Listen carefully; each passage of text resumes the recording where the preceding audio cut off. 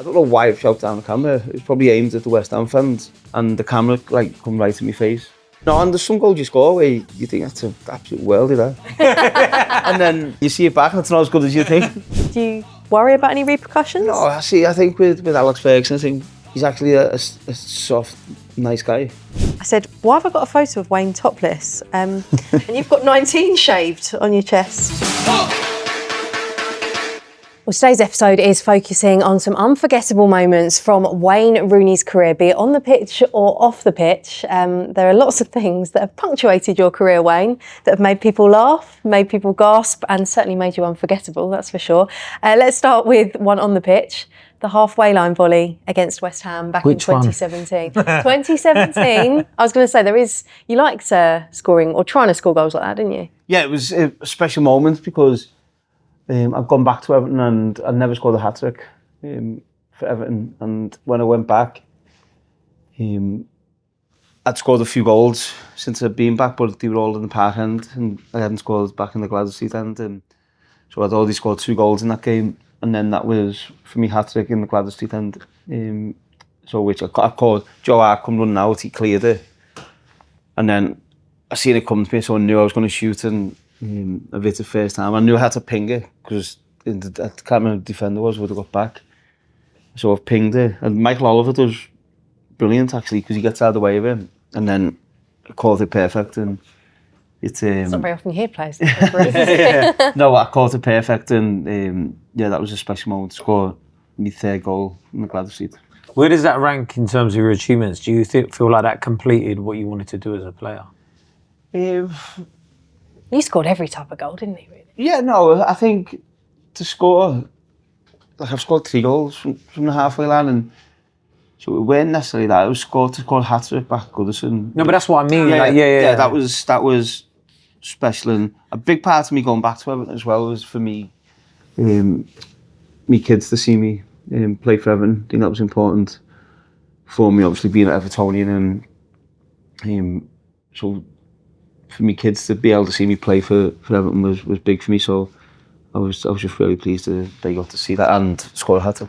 Did they like the hat-trick and did they like that goal? Because that's like one for YouTube, isn't it? That's one that, it's not a tap-in, that's one that kids like, isn't it? Yeah, no, it is, you see goals from the halfway line, I've obviously said I've scored 3, but technically that was the hardest one because the ball's come towards you and then you had to ping in and keep it low as I can without the defenders or the keeper being able to get a touch on it. So it was, technically that was probably one of the most difficult goals technically I've had to score because you had to be so precise with it. What do the managers say when you try and hit goals like that? Fergie used to go mad. He used to go mad. I used to try it all the time and used to try and score halfway all the time and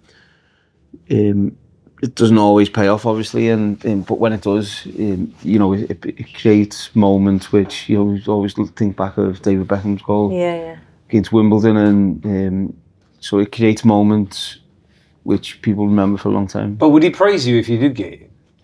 I reckon just not say anything. I think he'd probably say you're lucky that went in. So no, but I think yeah, of course, when you score any goal, you get praised for it. But I think them goals always. I've used to try as a kid, even in Everton Academy. I used to always try it. That's what I love about like people like yourself or players back then that used to take a bit of a risk. I think that's something that's sort of like coming out of the game now because I feel like if somebody see it tried as much, I don't feel like anybody really tries to hit it from outside the box, let alone the halfway line. The best players in the history of the game are the players who take risks. You look at Maradona, Pele. I didn't see obviously much of Pele. Seen a little bit of Maradona, whatever through videos. But you look at the best players, Messi, Ronaldo. They're not afraid to miss. And you miss and you go again. Harry Kane's exactly the same. I always think the best players are the ones who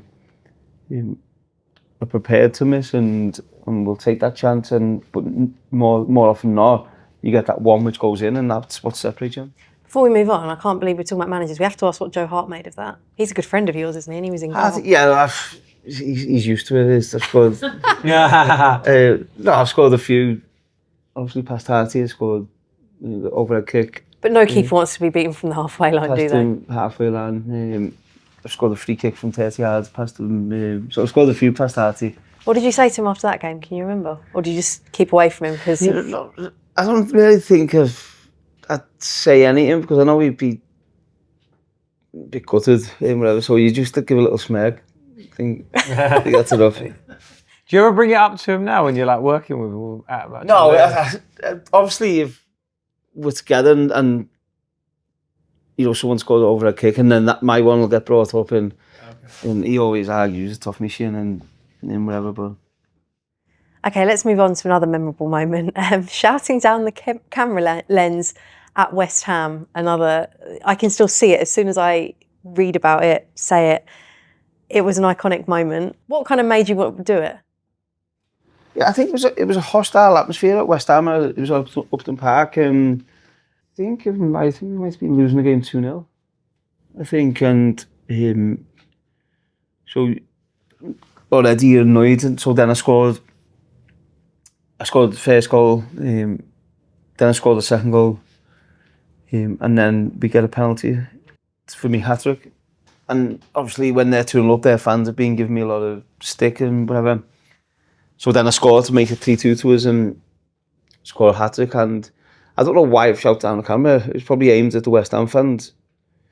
And the camera like come right in my face. And I was going over to celebrate, and as it was there, you react, and it was an emotion really, which I don't know why it happened. And so yeah, that was it. Thought nothing of it, and then the FA investigated and gave me a 2-game ban. That's harsh, isn't it? So what do you expect though if you score a goal? Like, do you know what I mean? That's the kind of thing that's going to happen anyway. Your third goal when you're 2-0 down to make 3-2.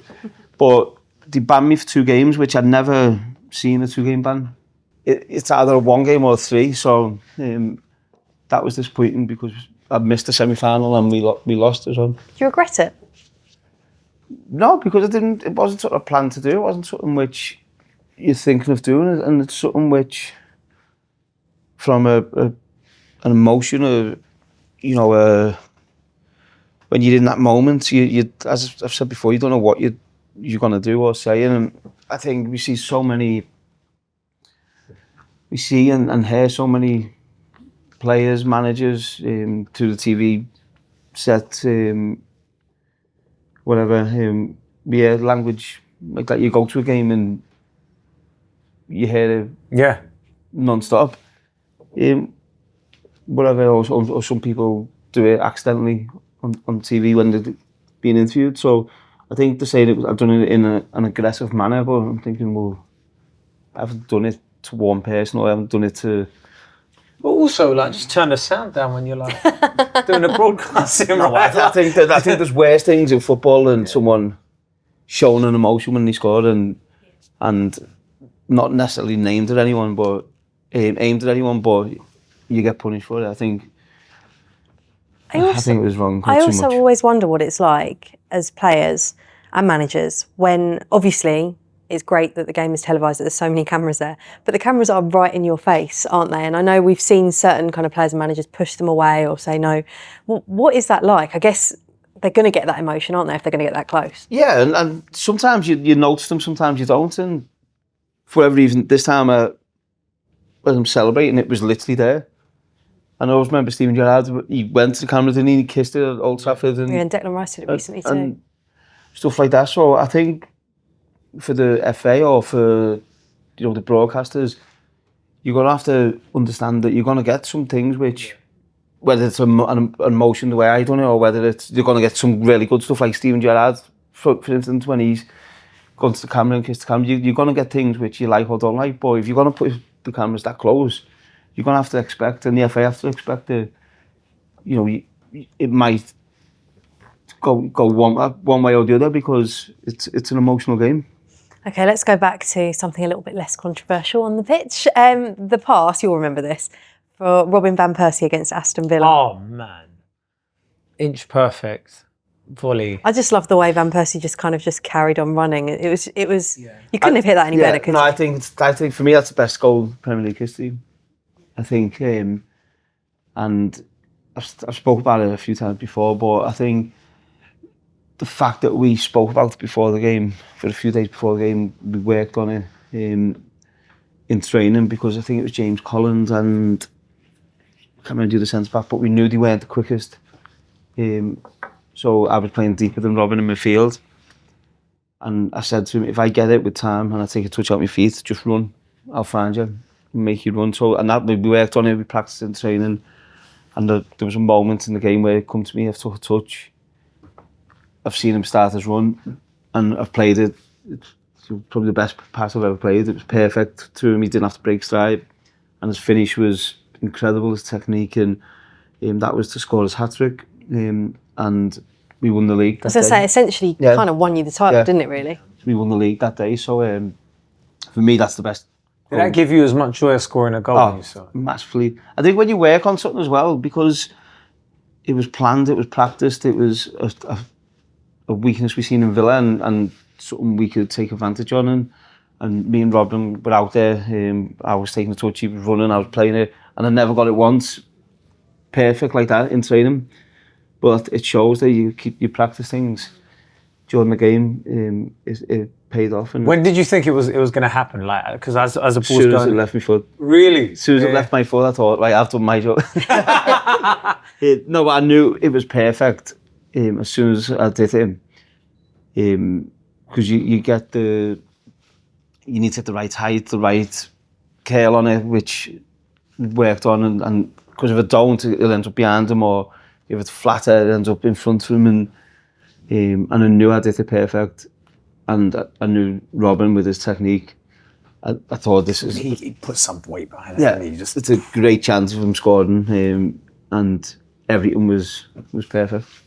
You're fourth in the all-time list of Premier League assist makers. Do you think that's something that's maybe doesn't get the recognition that maybe it should? Because you think of Wayne Rooney, you think of goal scorer. Yeah, no, but I think I was always a player who was in and around the penalty box, and there was a couple of seasons where I was the number 9, but I enjoy assisting and creating goals for people. I'm not too fussed nowadays where you get goal involvement and. Yeah. Back then it wasn't really a thing though, was it? And nobody really cared. Like people are claiming an assist to the assistant. Yeah. Pre-assist.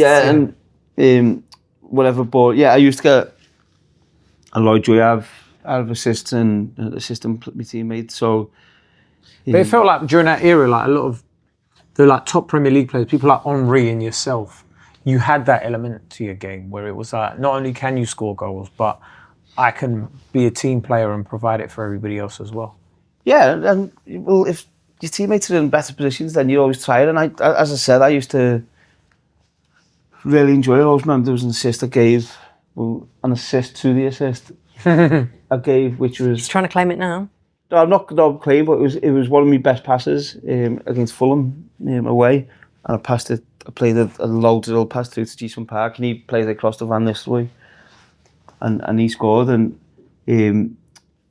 so you do get a joy and a satisfaction out of whether you get an assist or like I used to love like Scholesy, for instance, how he used to ping the ball around the pitch and stuff like that, and knowing how much he practiced and worked on it, you used to really watch him and try and be as good as him at doing it. You never get there, but. You know, there's things like that where you see your teammate with a different attribute, and you want to try and replicate that. That's an area where like stats don't really pick up, do they? Like those passes, like for example, you're saying Scholesy hitting him in and pinging him in, and you've done it yourself as well. That's an area where stats don't measure it. If you're looking for a player to do that sort of thing, how do you find out that they can do that? If you not really, you watch. I know what you mean, but like it's like nowadays it's all like on fact sheets and stuff, isn't it? You watch players and you can see the impact a player has, and there's so much data now. You'll know exactly where a player is, where he's been on the pitch, how you can tell how far he's walked, how far he stood, how long he stood still, how quick he's ran, what distance he's ran. You can tell everything. So you've got all the data there to show you that, but I always think the data can give you so much. It doesn't give you a player's character or how is he a good teammate. It doesn't give you this information. It gives you things which happen on the pitch, but actually it's only a part of what you need in terms of recruitment, and and you have to make phone calls, you have to speak to the player, whether it's to his family, to his agent, to teammates he's been with, to really get to know what type of character that player is. And so if you're looking for a player who likes to, play short, like Rodri, for instance, you can quite clearly see it and find that. Or you're looking for someone like Scholes who play balls in behind and a bit longer. I don't think players switch the ball as much now anyway. There's always different ways you can find them. Let's move on to the 1-2 goal with Ronaldo against Bolton. You just done a deep exhale of breath there. Just that, it was just a synergy between the two as well, and it was just like explosive pace from when you're thinking about it from memory as well. It was just like. Was it planned? Not really that one. No, there was ones which were planned, which against Arsenal, quite a lot of them we'd sit back and let them have the ball, and then when we win it, we'd run with tempo and pace and speed, and it just felt like if you've got the ball on the box, just look forward and you just see everybody running. And we go with speed because we knew they didn't like to run back. As they couldn't run back as hard as we could run forward. And that was a game plan. The Bolton one, I think it was off their corner. Or they had a little bit of pressure, and it fell to me, and I played it round the corner to Cristiano, and then I've turned and just ran, straight line run as quick as I can, and Ronaldo's run through the middle, and now all I can do is try let him know, which I think he will have known that I was coming, or I will be there. But then you've obviously got to let him know that you're with him, supporting him, but then it's his decision whether he goes to take the player on or he uses you. So you're obviously shouting him as you're running, letting him know that you're there.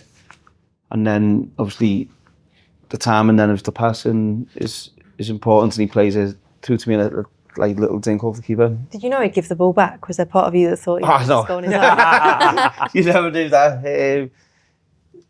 No, but this is something which we used to do in training. We used to have 3 players. You'd have 1 on the halfway line and 2 either side of the goal, and you'd have 2 defenders waiting here. And one of the 2 players kick it up to the player in the halfway line.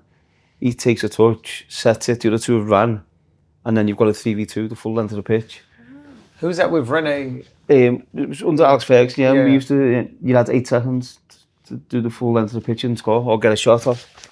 So it's no fluke, it's stuff we used to work on. Would you say you had that sort of synergy with Cristiano where you could do that the most with? Because I remember during that period, all the front 3 would sort of there'd be times one of you would be on the right, then you're on the left, and you were. Was that just was it learned, or was it just an instinct thing? No, we worked on it, but I think I was quite a direct player, especially when I was younger. I was quite a direct player, and if I see an opportunity where with 2v2 or 2v1 or 3v2, you've got to use it. That's an unbelievable chance to score a goal.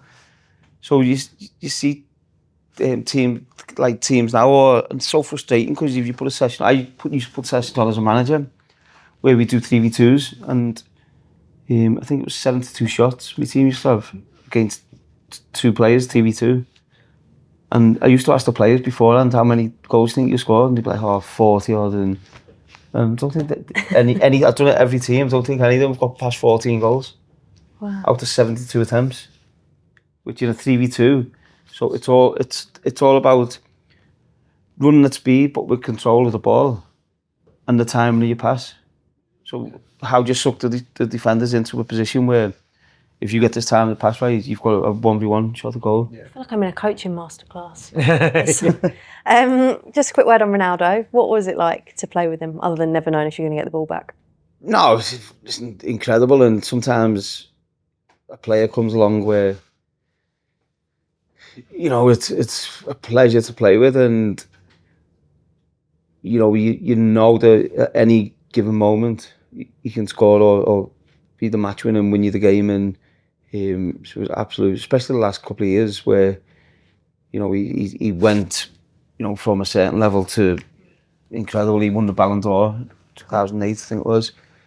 He won the Ballon d'Or, so to have that experience, I think it was 5 years maybe, I think. We played together and we had a good connection. And Did you get on well? Yeah, we played really well, and he was good fun as well. He was a professional player, but he was also good fun as well.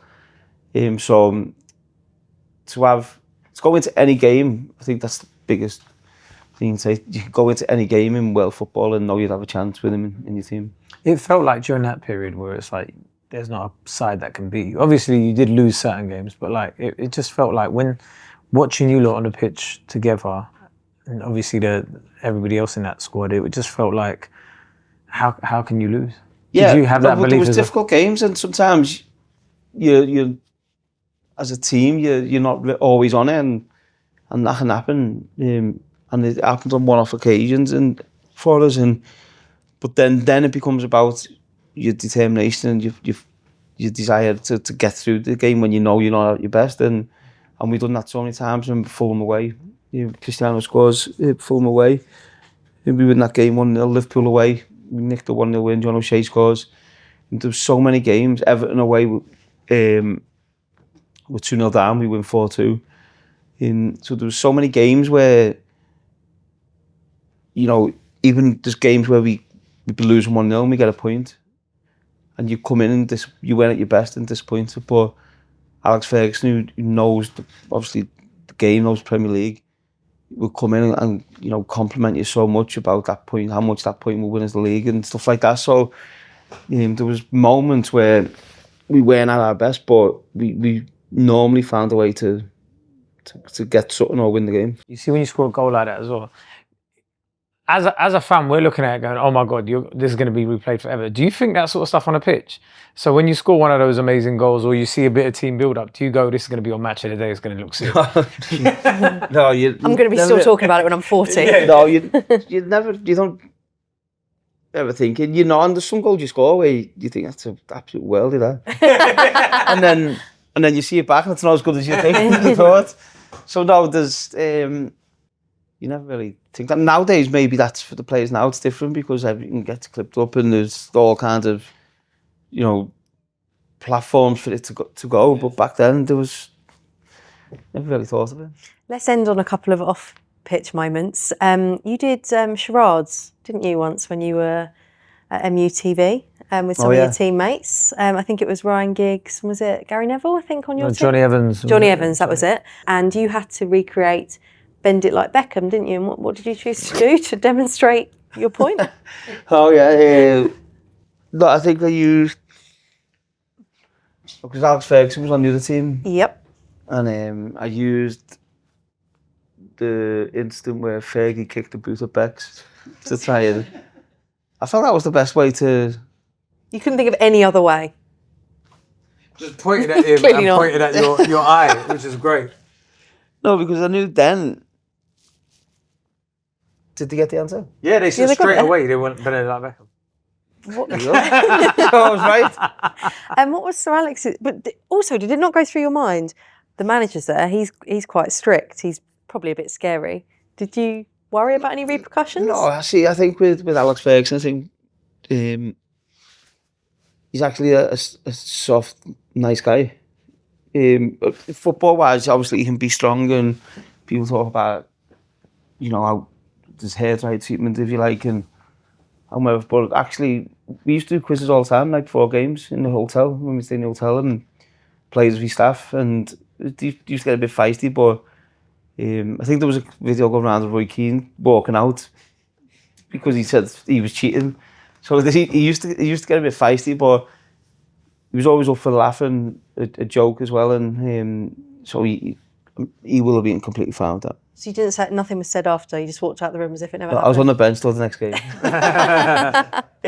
No, completely fine. It says a lot about the personalities in the squad, doesn't it? Let's move on to, this is maybe my favourite, and when I got shown a document with ideas that we could bring up in this, I scrolled across and was presented with, I said, why have I got a photo of Wayne topless? And you've got 19 shaved on your chest. That was, go on, talk us through that one. Yeah, we won the Premier League title. It was the 19th time the Manchester United won it. And it still doesn't just, what on earth possessed you to do that? No, so the 19 had overtaken Liverpool. I know, but why is it, what made you put it on your chest? I don't know. I just thought it was a nice Go way. to a barber, just be like, yeah, mate, just put a He did it 9. himself, So- and it's quite neat. It's quite impressive, to be fair.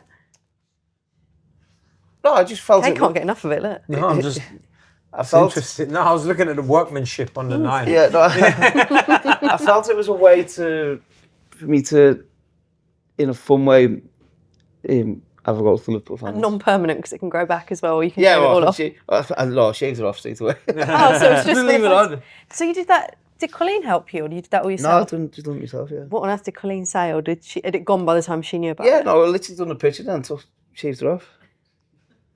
So it was just a way of me having a go and a bit of banter with the Liverpool fans to say that Man United had won more league titles than them. Was it just to wind up the Liverpool fans, Yeah. really? Yeah. And Colleen's a Liverpool fan, right? Or Yeah. was? Yeah, she still is, still wants to win, so yeah, a bit of a joke, and I think the Liverpool fans took it all right. As fans, though, you love stuff like that. You love stuff like that where it's like one of your players actually getting involved with like the banter with it and giving it to the biggest rivals. You want to see stuff like that because it makes you more human. Yeah, it's just a bit of friendly banter, and well, I know I got a little bit of stick from some Liverpool fans, but You love that, though, don't you? yeah, I was getting it anyway, so I thought I may as well give them a reason to give Did me. you have a favourite league title to win? Was that First one, I think. First one was always special to win that first league title. Well, any of them really is. it? Did you do anything good. else like this for any No, of? That was the only one. that was the only one. The first one, I was at home. First one, Chelsea were playing Arsenal, and we just needed Chelsea not to win the game. So then we went straight out. We were at home on the Sunday. We beat Man City on the Saturday. So they drew. So we all went out and met up, but never done anything to win. It was tempting with the Chelsea one with the Champions League. That was tempting, but Tempting to do what? to wind like JT or Lamps or Ash Cole up, but I thought it would have been too much. I wouldn't have liked it if it was the other way, so I didn't. The good news, this episode's over and I never have to look at that photo again. Yeah, that's all we've got time for today. Remember, you can watch The Wayne Rooney Show on iPlayer or BBC Sport YouTube or listen on BBC Sounds.